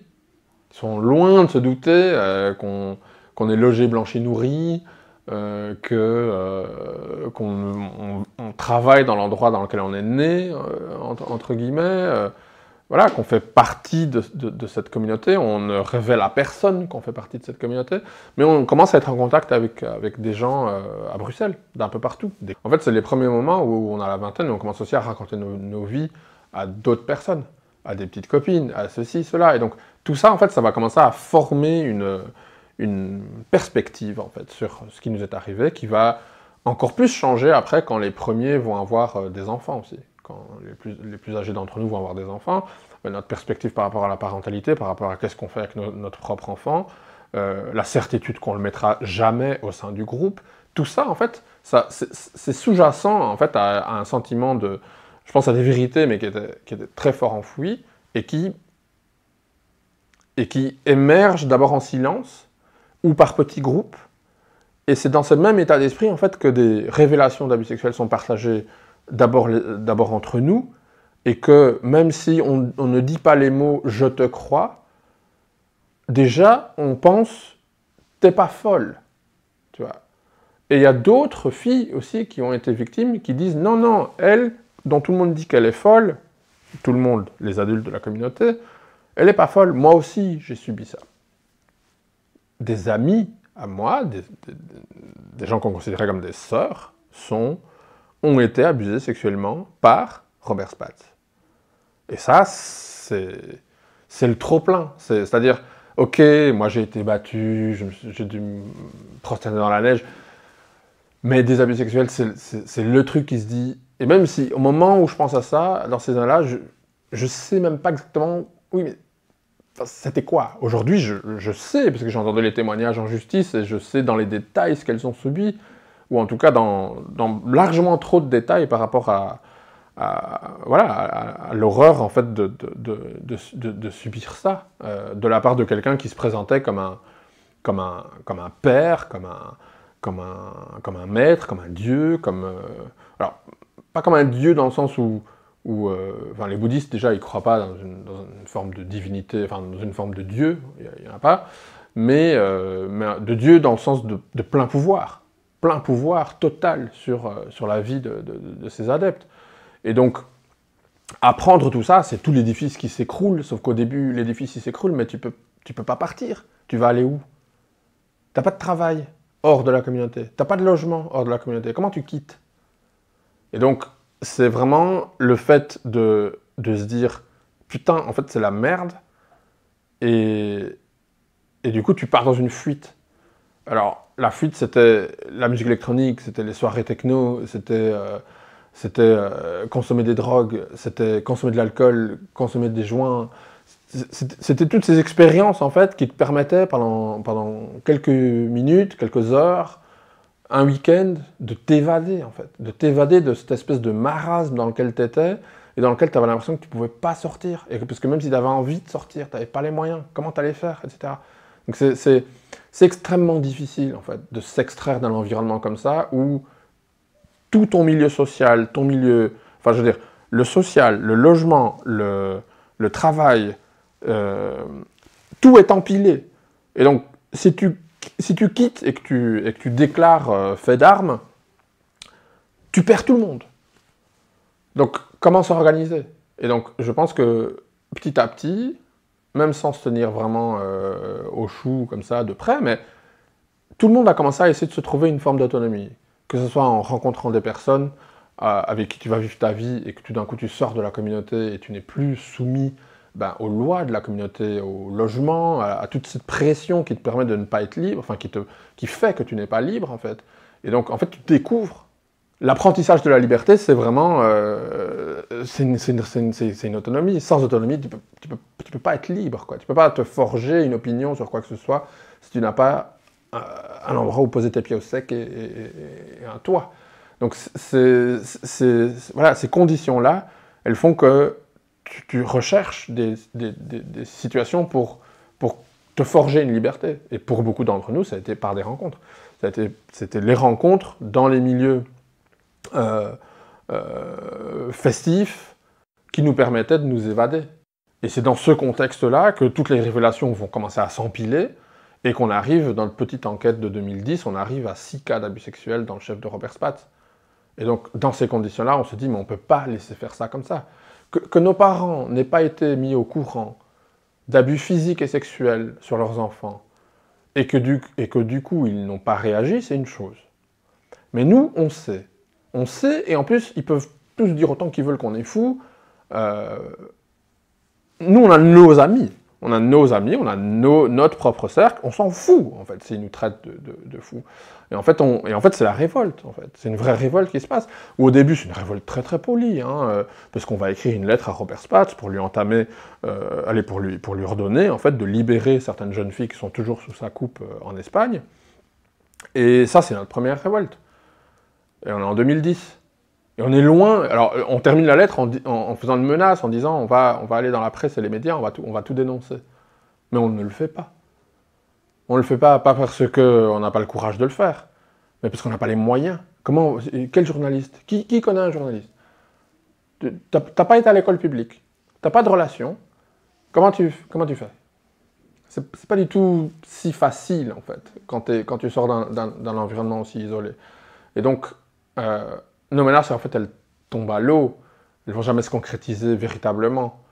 Moi, personnellement, les personnes qui menaient cette révolte, à un moment donné, on les a abandonnées. Parce que chacun est en train de construire sa vie. Moi, je suis en train de devenir père. D'autres amis étaient en train de rentrer dans des relations, en train de quitter, etc. Tout le monde est en train de construire les débuts de son émancipation. Et donc, au moment où ces plaintes, où ces menaces, elles sont sorties, en disant on va tout dénoncer, en fait, on n'a pas les moyens de le dénoncer. Et donc, on ne l'a pas dénoncé. Et ces personnes qui ont fait tous ces efforts, tous ces sacrifices pour dénoncer tout ça en interne, après, elles n'ont pas été soutenues. Et du coup, c'est resté, quoi.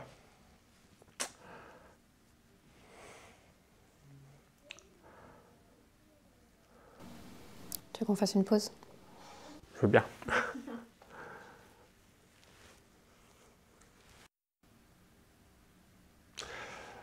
Ouais, donc moi, dans ces années-là, je suis un peu dans des fuites de militance, on va dire.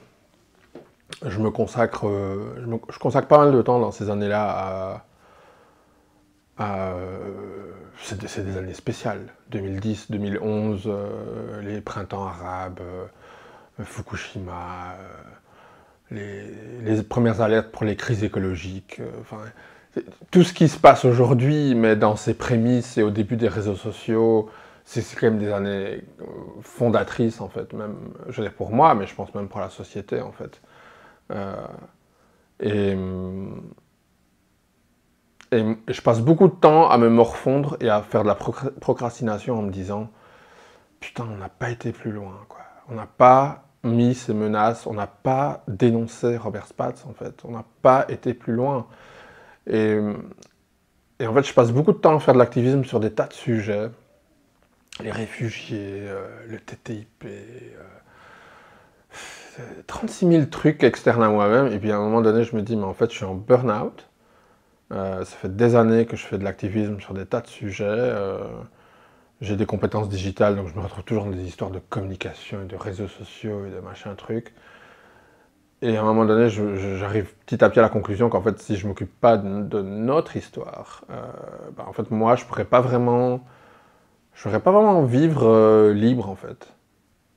Il y a certaines amies à moi qui ont été dans les personnes qui ont été abusées sexuellement, et le fait qu'on n'ait pas été plus loin, moi, ça me dérange, en fait. Ça me dérange, vraiment. Il y a aussi d'autres choses qui me dérangent. Il y a le fait que je fais un saut en arrière de 7 ans. Mais genre vers 2003-2004, j'avais ouvert un forum sur un site, sur un domaine en fait qui m'appartenait. J'avais ouvert un forum pour les jeunes de la OKC. Et j'avais organisé ce forum par lieu, donc il y avait Bruxelles, Château de Soleil, France, Portugal, et il y avait un petit peu une structure de forum en fait qui nous permettait de discuter sur différents sujets, à propos de différentes époques, à propos de différents lieux.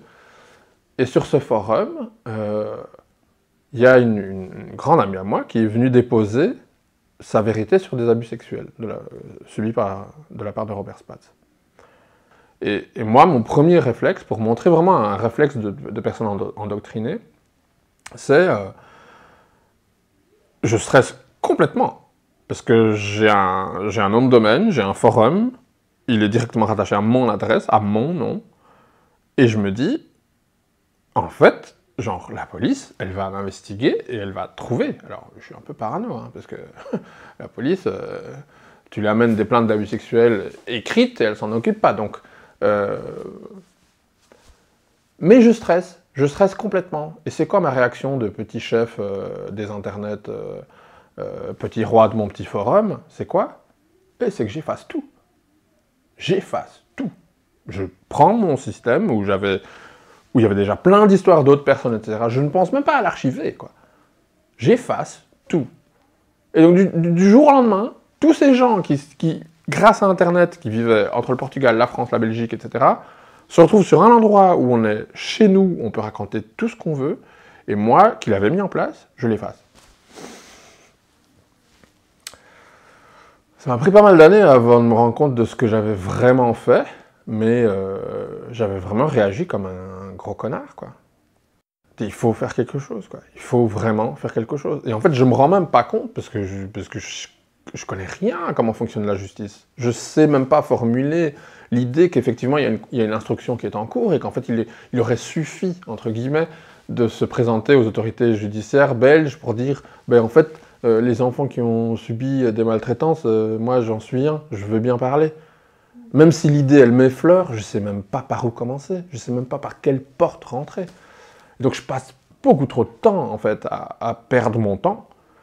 Et un jour, il y a ma mère qui reçoit, en fait, une lettre de la justice, qui lui dit, voilà, madame, vous avez été interrogée en 1997, à l'époque, vous aviez déclaré X et Y, est-ce que vous avez envie de rajouter quelque chose? Voilà, c'est une procédure normale, c'est le ministère public qui contacte toutes les personnes intéressées pour savoir si elles ont quelque chose à rajouter dans une procédure juridique. Et ma mère, elle me montre ce papier, et moi je vois l'en-tête des institutions judiciaires, et je me dis, mais il y a une procédure en cours, en fait, quoi.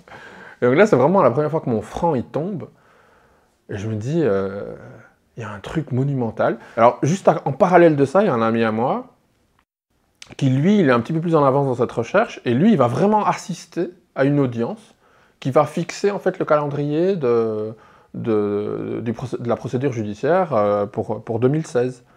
Et lui, il va là, et il n'a pas d'avocat, et on parle de lui, on parle de nous, on parle de nos vies, mais on ne fait pas partie du système, on ne fait pas partie de l'instruction, on n'existe pas, personne ne nous représente, on ne comprend rien. c'est horrible, tu es dans un palais de justice, et tu ne comprends rien. Et pourtant, tu sais que tu es concerné, mais tu ne sais pas comment rentrer. Et tu es dans la salle, et tu as les avocats de Robert Spatz qui sont là comme une flopée de mouches en train de défendre leurs clients, et il n'y a personne pour nous représenter nous, quoi.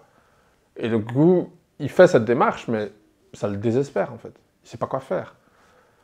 Il n'y a pas de partie civile? Non, parce que les parties civiles, genre l'avocat d'une des parties civiles de ces 4 femmes qui portent plainte pour abus sexuels, entre-temps il est décédé, donc du coup, cette plaignante, en fait, elle ne reçoit jamais l'information que... D'ailleurs, son dossier, en fait, il s'est perdu, quoi. C'est-à-dire, tout le travail qu'elle a fait avec cet avocat, c'est littéralement perdu, et il n'y a pas eu un bon suivi.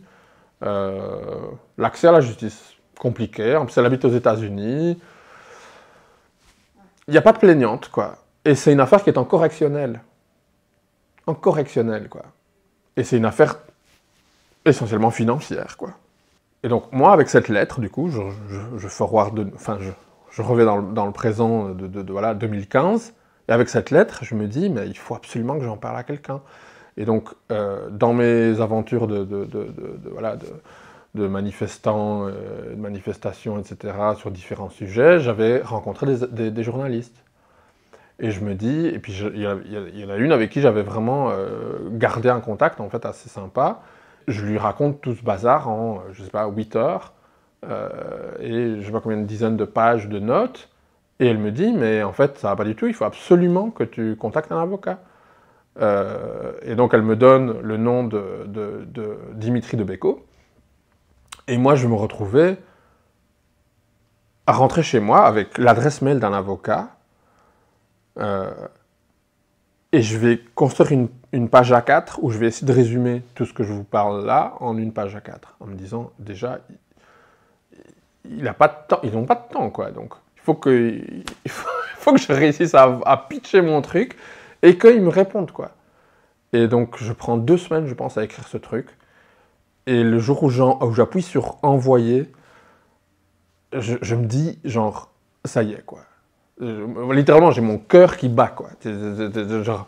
Genre je sens qu'il y a une avalanche qui est partie, quoi, tu vois. Et je sais pas où on va, je sais pas où ça va, je sais pas comment on va faire, je sais rien. Je sais pas comment ça fonctionne. Une demi-heure après, je reçois une réponse.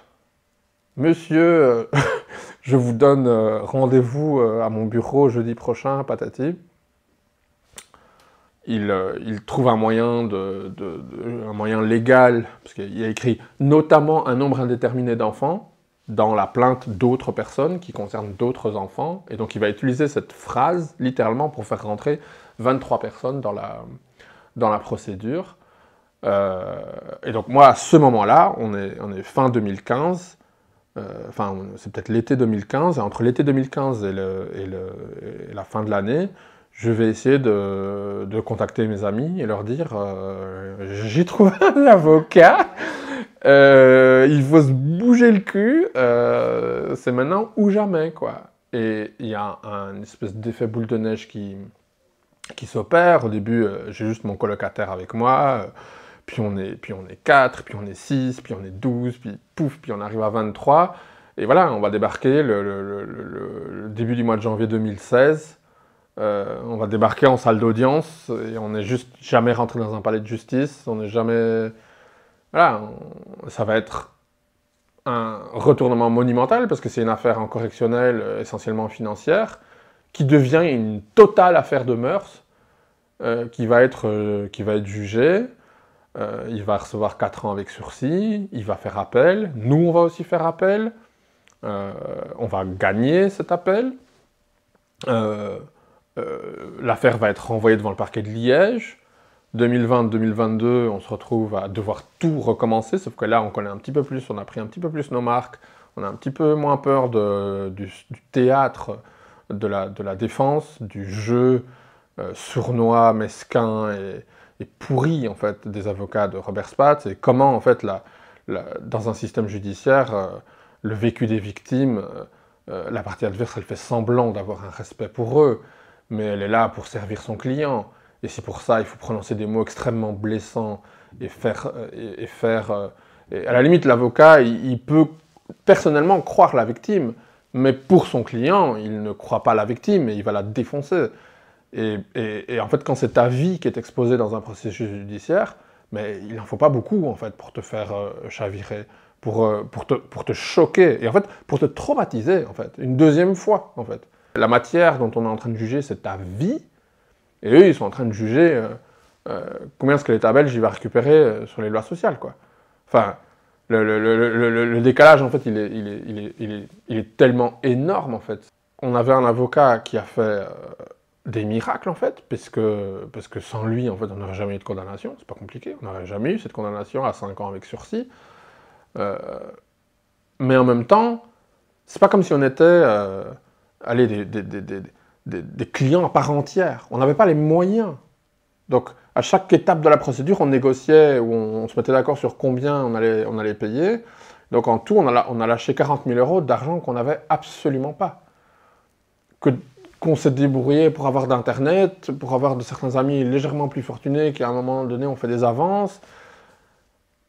Et donc, dans tout ça, tu te retrouves dans une espèce de relation où tu n'es pas client, littéralement. Tu es quelqu'un à qui on fait une faveur. Donc tu n'es pas un justiciable comme un justiciable qui est un client et qui a les moyens d'être un justiciable et qui se dit « je paye pour un service et je veux un service à part entière ». Ça, c'était très difficile à vivre. À côté de toi, tu as 10 avocats contre un avocat. Nous, on avait un avocat pour 23 parties civiles et à côté de ça, ils ont 10 avocats pour 3 ou 4 pelés qui en plus se retrouvent comment dire, acquittés.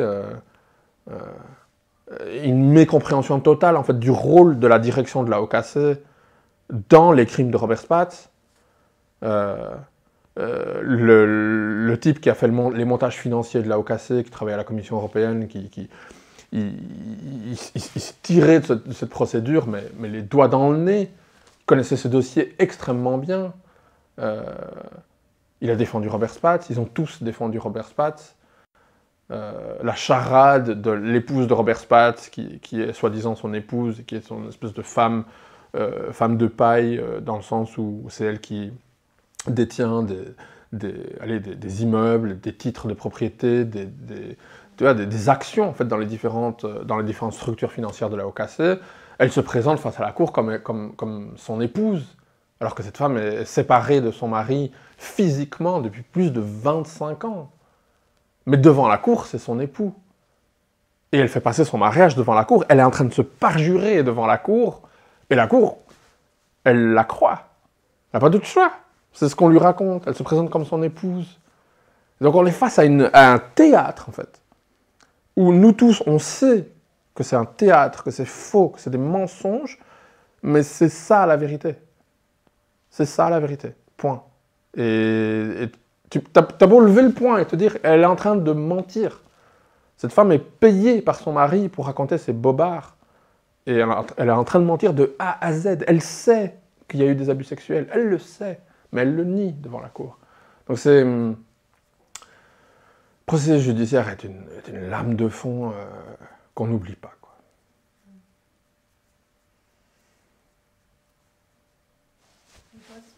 Une pause. Il y a des vices de procédure que l'État belge, que la justice liégeoise a dû balayer. À un moment donné, elle a dû trancher. Surtout un passif dans l'affaire qui date depuis 18 ans en arrière, où on retrouve autant la prison préventive de Robert Spatz pendant 6 mois, le droit à un délai de jugement raisonnable qui n'a pas été respecté. Alors, curieusement, ce délai raisonnable qui n'a pas été respecté, il est en partie provoqué par les accusés, puisque c'est les accusés qui passent leur temps pendant ces 18 ans à faire des recours et à faire mettre des bâtons dans les roues de la justice.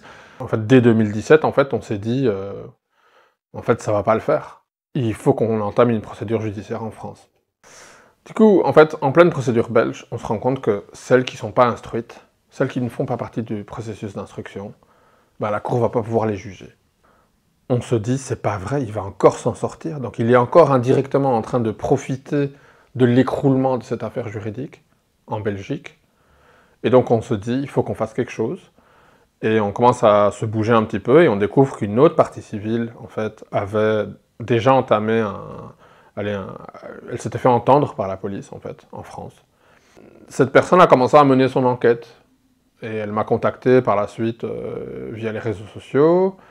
Là, moi, j'ai rassemblé une partie des victimes de l'affaire B, ce fameux éducateur qui a abusé d'une dizaine de jeunes filles mineures. Et donc, j'ai essayé de les encourager. En tout cas, je les ai mis en relation, on va dire, avec les services de police français, grâce au fait qu'il y avait des nouvelles auditions, et qu'il y avait de la matière en fait, qui prouvait qu'effectivement il y avait quelque chose d'autre à juger, il y a eu une réouverture du dossier en France.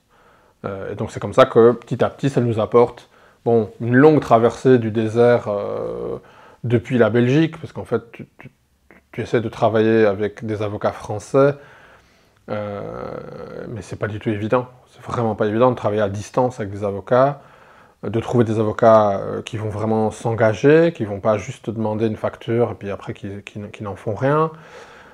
C'est un terrain vraiment miné, quoi, le parcours judiciaire des deux côtés, en fait, en Belgique et en France. Mais ça nous amène à 2023-2024, où on a changé d'avocat pour la énième fois. Et on a essayé de vraiment se donner les moyens. On a créé une association qui s'appelle Chardon Bleu. Et on a vraiment essayé de se donner les moyens, de se dire, ok, pour celles qui veulent terminer cette affaire, qui n'ont pas pu être entendues en Belgique, qu'est-ce qu'on va faire pour, avec tout ce qu'on peut apprendre, on va dire, des procédures belges, tout ce qu'on peut apprendre de notre parcours judiciaire des 8 années précédentes. Et le but de l'association, c'est vraiment de rassembler des fonds pour permettre de payer les avocats. Dans la mission de l'association, on retrouve aussi le fait de pouvoir financer du support psychologique aux différentes parties civiles. Pour l'instant, c'est au-dessus de nos moyens, parce qu'on a, on a déjà juste du mal à payer, à faire face en fait, aux coûts juridiques des factures d'avocats qu'on reçoit. Mais donc voilà, l'association existe sur le site chardonbleu.org et elle rassemble pour l'instant, à l'heure où on parle, il y a 6 parties civiles. On a des bonnes informations, toutes récentes, de la semaine passée, qui démontrent que l'affaire est prise au sérieux par la justice française. Il va y avoir des suites, et donc on est de plus en plus confiant sur la future tenue d'un procès en France, qui va nous permettre de, cette fois-ci, on pense, faire condamner Robert Spatz d'une manière adéquate, potentiellement la direction d'OKC aussi, et finalement provoquer la dissolution de la OKC.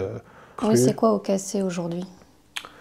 Alors OKC aujourd'hui, c'est une association qui utilise le fait qu'elle a été mal jugée pour prétendre qu'elle est blanchie, à prétendre que tout ce que les différentes victimes et tout ce que les enfants en général de la OKC, tous dans leur ensemble, avancent sont des exagérations, que c'est des déformations de la mémoire, que c'est des souvenirs construits. Il y a toutes sortes de thèses pour affirmer, pour discréditer en fait toutes les personnes qui ont parlé.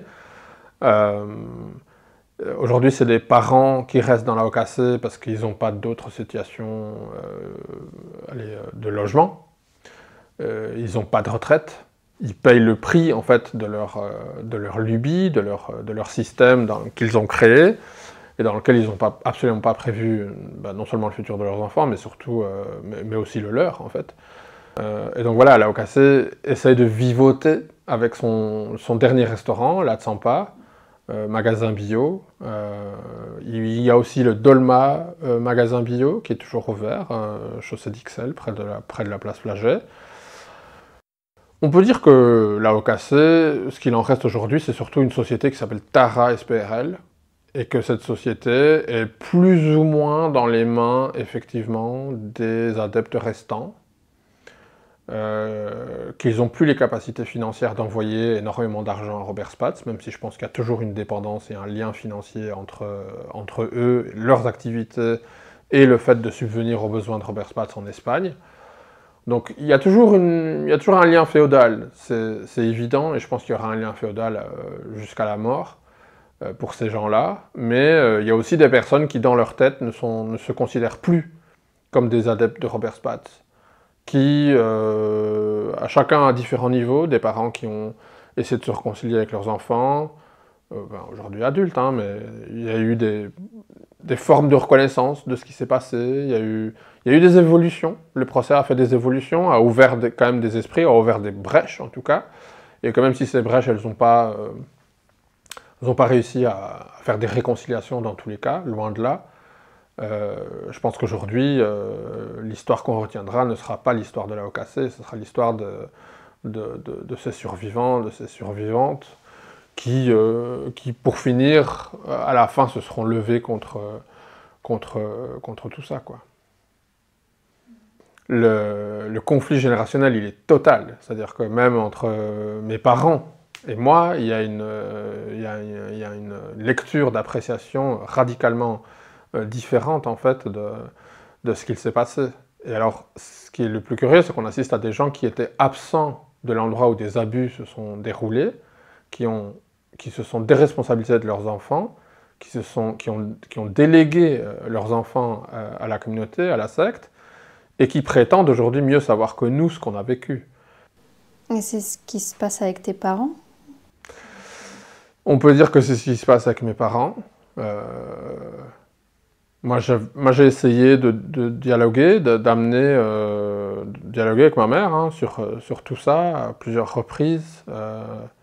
Et en fait, je trouve quelqu'un qui, malgré le fait qu'elle soit sortie après les perquisitions, donc elle est sortie en 1998, et elle a eu la chance, elle a été suffisamment maligne que pour utiliser son expérience de magasin bio, etc., pour retrouver un métier et continuer son métier à l'extérieur. Et donc elle a réussi à se refaire une vie, en quelque sorte, et elle a réussi à amener son deuxième enfant, donc mon petit frère, avec elle, et elle a réussi à l'éduquer tant bien que mal, etc., par elle-même. Donc il y a plein de mérites dans sa fuite de l'OKC, et en même temps, il y a très peu de remise en question. Et dans ce manque de remise en question, encore il y a 2 ans, ma mère, elle me dit, c'est mon anniversaire, et elle me dit, ah ben voilà, il y a 40 ans, je t'ai confié à cette communauté. Et ça, c'est après les affaires en justice, c'est après tout ça, c'est après les documentaires, c'est après 36 000 trucs. Et donc, tu es là, tu dis, non, les mots sont importants, en fait. Tu m'as pas confié à cette communauté, tu m'as abandonné dans cette communauté. Tu as abandonné ton enfant. Et donc ça, à un moment donné, tu dois le dire, quoi. Tu le dis, enfin moi je l'ai dit. Et quand tu dis ça, eh ben, tu imposes en fait une vérité que le parent, en fait, il n'est pas prêt à écouter. Et que je me demande s'ils seront prêts à l'écouter dans l'entièreté, en fait. C'est tellement difficile, en fait, de remettre 40 ans ou 50 ans de vie en question. Je la considère comme ma mère biologique. Mais c'est tout. Je n'ai pas eu plus, donc je peux pas faire plus. Et je pense qu'avec mon père, c'est la même chose. Là, il y a un tel déni, en fait, de responsabilité. Parce qu'en fait, il n'en faut pas beaucoup, en fait. Hein. Il suffit de reconnaître, en fait. Il suffit de reconnaître de s'être trompé. Il suffit de demander pardon, en fait. Il suffit de dire « je m'excuse, j'aurais pas dû faire ça ». C'est tout simple, en fait. Hein. S'il n'y a pas ça, comment faire la suite ? Comment devenir grand-mère ou grand-père si tu n'es pas capable de regarder un minimum les choses en face et les assumer, quoi. Donc sans ça, pas de grand-père, pas de grand-mère. Voilà. Par rapport au moment où tu es sorti de la secte, qu'est-ce qui a été le plus difficile pour toi ?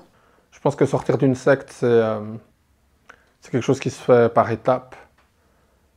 C'est quelque chose qui peut être fait totalement. Ça, moi, j'en suis vraiment persuadé. On est dans une transition pendant peut-être des années, mais à un moment donné, on a quitté. À un moment donné, on est vraiment sorti. Et puis, il y a des étapes aussi où on passe par une réappropriation du langage, une réappropriation de l'identité, de sa propre personnalité, de ses propres goûts, de certaines choses qu'on pouvait même parfois ressentir à l'enfance, mais qui étaient étouffées par le milieu sectaire, et que par la suite, en tant qu'adulte, on apprend à redécouvrir et à s'approprier, et en fait, on se reconnecte avec, en quelque sorte, qui on est véritablement. C'est un énorme travail. Évidemment, l'interface avec le système, elle n'est pas facile, que ce soit des démarches administratives, que ce soit s'adapter à toute une série de choses, c'est vraiment pas facile, ou bien retourner à l'école publique et passer des CESS ou voilà, passer des étapes qu'on aurait dû passer quand on avait 16 ou 17 ans et les passer parfois 10 ou 20 ans plus tard, c'est extrêmement difficile. Et du coup, toi, aujourd'hui, tu as l'impression qu'il ne te reste plus rien de ça, ou parfois il y a des restes? Pendant longtemps, il y avait des restes. Hein. La notion de karma, par exemple, c'est quelque chose qui m'a pris longtemps à dépolluer, on va dire, de mes propres mécanismes internes, de mes propres pensées internes. Des trucs bêtes, hein, mais je sais pas, moi, avant, s'il y avait un moustique qui dérangeait, je sais pas, moi, qui était dans la chambre de ma fille, ben, j'allais tout faire pour ne pas le tuer, et prendre un verre, et mettre le moustique dans un verre avec une feuille, et l'amener dehors. Aujourd'hui, je le nique, et puis c'est terminé, quoi, on n'en parle plus, quoi. Il y a des choses qui t'ont aidé à te dépolluer, comme tu dis. The Language of Fanaticism de Amanda Montell. Et je pense que ce bouquin, il m'a énormément aidé en fait à dépolluer mon propre langage. Tu vois. Donc au lieu de dire le lama, c'est déjà dire le nom de la personne, Robert Spatz. Et puis au lieu de dire Monsieur Robert Spatz, comme certaines, il y a même encore des gens qui le font, c'est de recircuiter ça dans son cerveau et de dire le pédocriminel Robert Spatz. Et comme ça sur tout, en fait. Surtout sur des mots qui étaient utilisés dans le contexte sectaire. De les prendre et de vraiment les reficeler autour d'une définition et d'un usage qui n'a plus rien à voir avec son origine sectaire.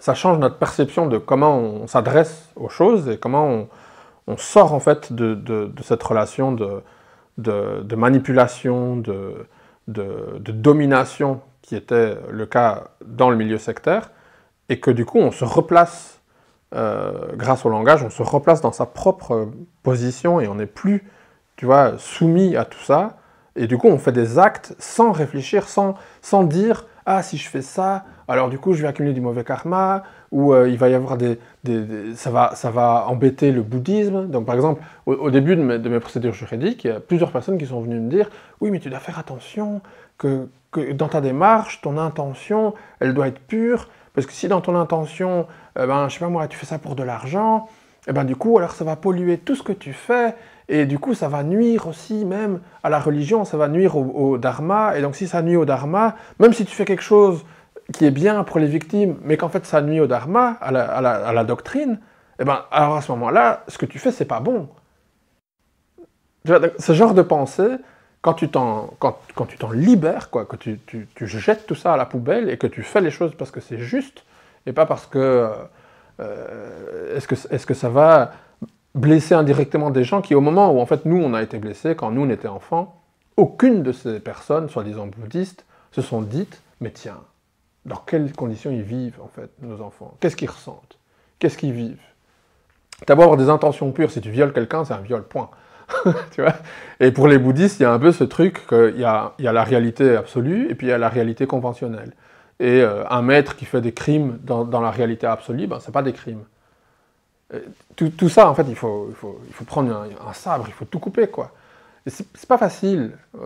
Quand tu as littéralement été vraiment frappé au fer rouge avec tout ça, alors tes actes, en fait, sont soumis à ce genre de... Tu vois, ce genre de réflexion, ce genre de frein. Le récit de nos vies, on le reprend en main et on s'en fout, en fait, du fait que ça puisse vous plaire ou pas, que vous soyez d'accord ou pas. C'est comme ça, on peut pas plaire à tout le monde. Et il y a des gens, en fait, chacun est dans son trajet. Même dans sa sortie de secte, ils sont tous dans leur trajet. Ils sont tous en train de se dépolluer. Qu'ils le veuillent ou non, toute cette histoire fait que d'une façon ou d'une autre, ils s'écartent de Robert Spatz. Le truc, c'est qu'il y en a chez qui ça va prendre 1 an, et chez qui ça va prendre 20 ans. Voilà.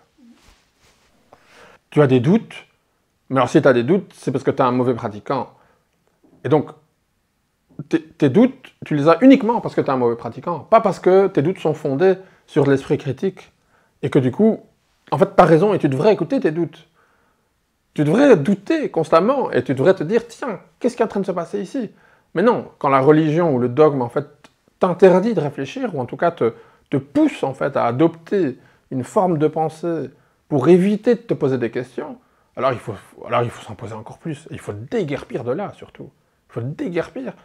Je pense qu'il y a trop de gens qui ils recherchent un sens, ou bien à la vie, ou bien dans une forme de quête spirituelle, ou bien ils cherchent à combler un vide, ou bien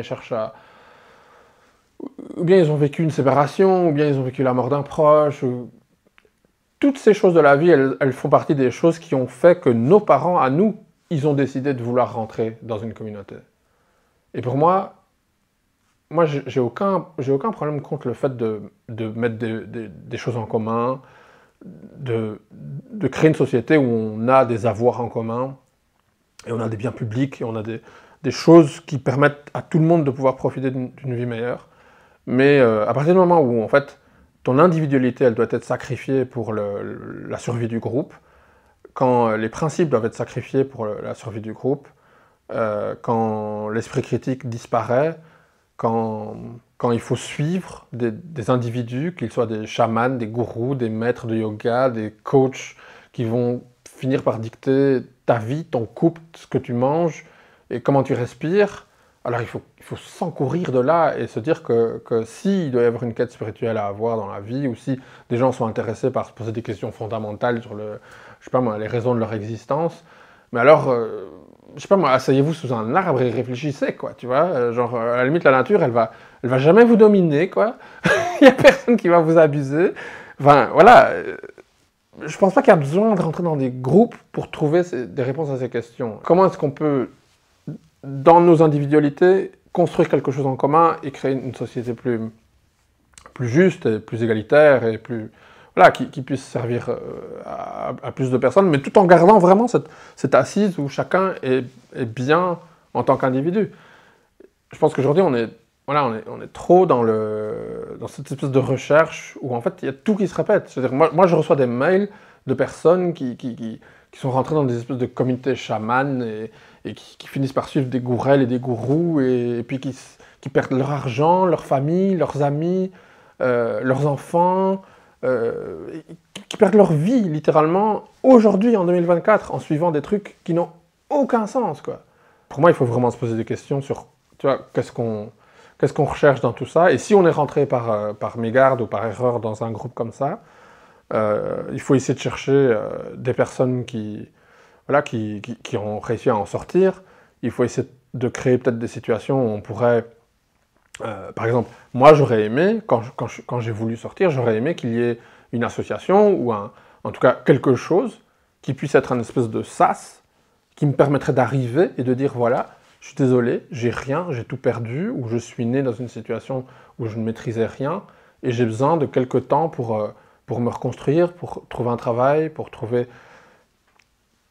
Parce qu'il n'y a rien de pire en fait que de tomber là-dedans par mégarde, ça c'est aussi un mythe, c'est que les gens ils se disent « Ah mais moi je tomberai jamais dans une secte ». Ou moi si j'étais tombé dans une secte, eh ben, jamais je me séparerais de mes enfants. Mais en fait, les gens qui disent ça, ils n'en savent absolument rien sur la question.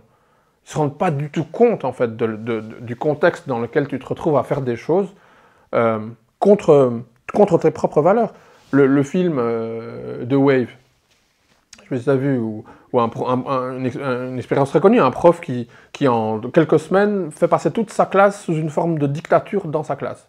Et tout part de l'origine de certains élèves qui demandent « Mais comment ça se fait que les Allemands, ils ont suivi Hitler? Qu'est-ce qui s'est passé pour qu'il y ait cette espèce de ferveur nationale et qu'ils aient tous suivi cet individu ?»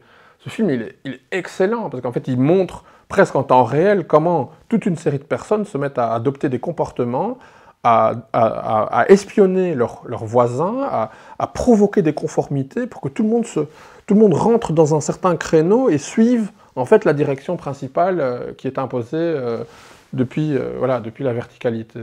Et aujourd'hui, avec les Trump, les Bolsonaro, les Orban, on se retrouve dans plein d'endroits du monde dans des situations où des chefs politiques se présentent comme des autocrates, mais après, même dans la culture, on se retrouve face à des mouvements de fanatiques autour d'un chanteur, ou autour d'une chanteuse, pour moi, on doit vraiment se poser des questions sur notre besoin, somme toute humain, mais de vouloir avoir des idoles, d'avoir des gens qui vont nous dire comment on doit faire, où on doit aller. Et j'ai l'impression qu'en fait, l'humain, il doit arrêter de se raconter des histoires, il doit se dire, je dois prendre mes responsabilités, c'est ma vie, c'est ma direction, et c'est moi qui dois la mener, et il faut arrêter de suivre des gens. Mais le problème, c'est que voilà, s'il y a de la pauvreté, au plus il y a des inégalités, etc., au plus les gens vont avoir plus tendance à se dire, j'ai besoin de suivre quelqu'un parce que c'est trop dur, c'est trop difficile, donc j'ai besoin de suivre quelqu'un, j'ai besoin de trouver un idole, j'ai besoin de ceci, j'ai besoin de cela. Pour moi, il faut casser tout ça et essayer de se construire soi-même d'une manière autonome. Alors, c'est pas évident, je dis pas que c'est facile, et je pense que je suis passé par le chemin, et aujourd'hui je suis autonome, je suis dans un certain équilibre, je mène ma vie à 100%. C'est pas facile, mais je pense que c'est ouvert à tous, quoi.